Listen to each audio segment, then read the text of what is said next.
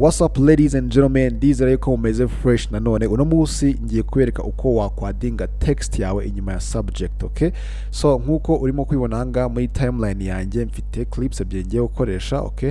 Hari iyi location, okay? N'ingi ndi muri studio, okay? Nuvuga ngo kuri ngi ya mbere ndashaka kwatacinga text yanjye ize kuva inyuma y'uyu musozi izamuka, and then kuri iyi ngiyi ndi muri studio ndashaka kuyatacinga hano kuri iyi wall, noneho ino subject iri imbere yayo. So duhereye kuri iyi ngiyi y'ahangaha, ikintu ndaza gukora guys, ngiye kubereka uburyo bubiri wakoresha kugira ngo uze gukora iyo effect. So uburyo bwa mbere tugiye kureba ni ubwitwa masking. So masking ndaza kuduplicatinga ino clip yanjye, okay? So ndaholdinga alt kuri keyboard yanjye, noneho nze gukanda left button kuri mouse kugira ngo inze kuzamura, noneho bite biba duplicated gutya muri ubu buryo, and then nindangiza ndaza kuri clip yanjye yo hejuru, okay? Ndaza kuri clip yanjye yo hejuru niyo ndaza guselectinga. So cyo ngiye gukora, ngiye guselectinga ya subject yanjye nshaka ko iraza kuba iri imbere ya text, okay? Uvuga ngo ni uyu musozi.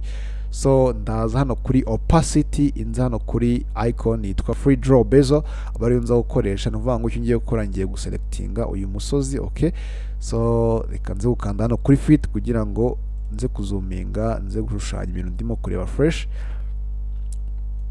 Unavuga ngo ngiye guselectinga uyu musozi gutya muri ubu buryo wonyine, kuko niyo subject ndimo kuvuga nshaka yuko text iraza kuza imbere, inyuma yawo, okay? Ndaza kuyiselectinga muri ubu buryo.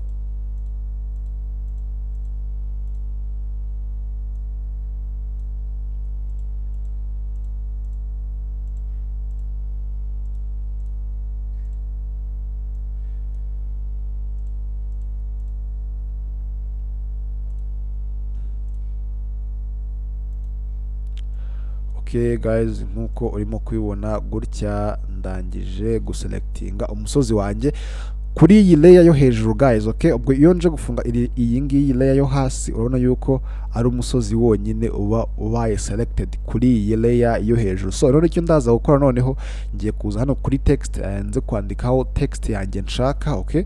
So n'urugero like ndaza kwandikaho like rb gutya, okay? Inze kubihindurira font. So kanze gushyiraho font isa ni bold ibyibushye, okay? Kanze gukoresha iyi ngiyi, noneho nze kubigira binini gutya guys, okay? Urabona yuko gutya still iri jambo riracyari imbere y'uyu musozi, kandi ndi gushaka, ndashaka ko riza kujya inyuma. So icyo ndaza gukora rero, urabona yuko ano layers uburyo agerekeranya hano muri timeline, okay? Ndafata ino layer ya text inze kwishyira munsi ya layer na maskinze, okay, y'umusozi. Nuvuga ngo ino layer na maskinze y'umusozi ndaza kwishyira hejuru y'iki ya text yanjye, okay? Nkuko urimo kwibona direct isijya inyuma yayo. So ndaza gukoresha position ndi animating kugira ngo layer ize cyangwa se ino text ize guturuka inyuma y'uyu musozi gutya, okay?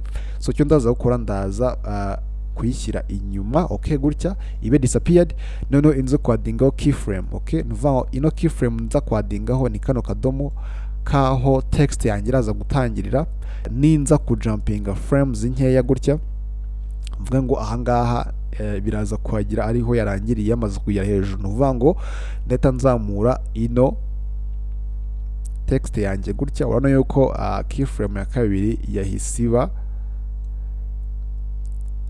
created, okay? So guys, ku bantu batazi gukoresha ano keyframe cyangwa se animation, hari video nakoze wagenda ukayireba kugira ngo uze kureba uburyo banimatinga ukoresheje zino position na scale, okay? Nkuko urimo kwibona text yanjye iraba iturutse inyuma y'uyu musozi. Ubwo ninza guplayinga gutya, urabona yuko izagira genda izamuka gake gake, iri guturuka inyuma y'iyi subject cyangwa se y'uyu musozi. So ubu nibwo buryo bwa mbere rero ushobora gukoresha uri gushyira text yawe inyuma ya subject, okay? So ku bundi buryo bwa kabiri rero, aha iyi niyo clip yanjye mfite guys, okay? So iyi nayo icyo ndaza gukora, ubwo tugiye kureba ubundi buryo bwitwa color key, okay? So icyo ndaza gukora n'ubundi, ndaza kuduplicatinga nk'ibisanzwe, okay? Ushobora gukanda kuri clip, ukaza ugakanda control plus nk'ibisanzwe, ukaza ukayipestinga hano control plus v, okay? Ubona yuko yes, hari uburyo bubiri. Ubu ngubu ni uburyo bwa mbere, cyangwa se tugakoresha bwa bundi n'ubundi twakoresheje mbere, alt kuri keyboard yawe ugaholdinga left button kuri mouse ukaza ukayizamura gutya. Okay, so and then nabwo nindangiza kuiduplicatinga guys, ikintu ndaza gukora ndaza kubanza nandike text. Okay, text ijambo nshaka. Okay, gutya, and then nindangiza naryo nze kurigira rinini guys gutya. Okay, nze kurishyira hano.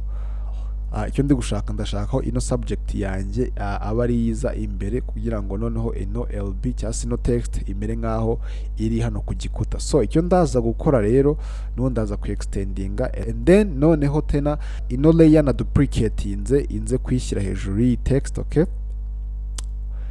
nuvuga ngo layer ya text ibigomba kujya hagati y'ama clips yanjye abiri. Okay, ubona yuko n'ubundi n'ahangaha layer ya text iri hagati y'ama clips. Ndetse nza gukanda kuri layer yo hejuru, noneho inze hano muri project panel. Okay, inze hano muri effect, noneho inze gushaka effect yitwa color key. Okay, ino color key niyo ndaza guterura, ndaza kuyiterura inze kuyishyira hano hejuru y'iyi layer ya footage yanjye. Okay, and then nimara kuyishyiraho urabona hano muri project settings nahise ndisivinga color key settings mwizi ngizi.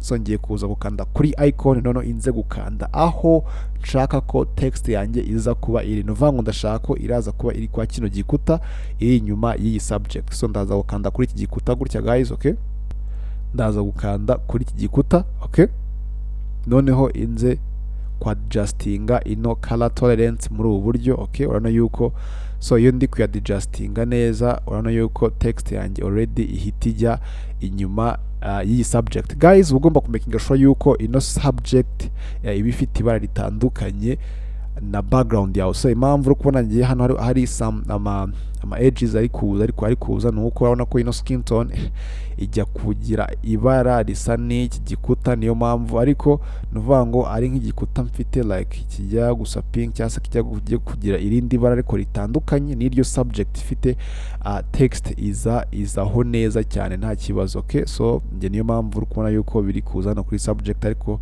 ngize gutya urabona yuko byavuyemo guys. Okay, so nkuko urimo kwibona urabona yuko text yanjye yayisijya inyuma ya subject. So nuvuga ngo ubu nibwo buryo bundi wakoresha uri gushyira text yawe inyuma ya subject. So guys, nuvuga ngo iyo ugiye gushutinga ugomba kumenya uzina text, uzina effect uzakoresha, ugomba kubiseparatinga kugira ngo effect zawe zizaze zimeze fresh. So ni uburyo rero ni nabateguriye muri iyi video mbereka uburyo washyira text inyuma ya subject. And then ufite ikibazo uze kunyandikira muri comment, kandi ndabizi neza yuko ino video yagufashije. Ukore subscribe, liking, share, leave thumbs up, ibintu nk'ibyo ngibyo. So ndabakunda cyane rero, tuze gurira muri video y'ubutaha. Peace.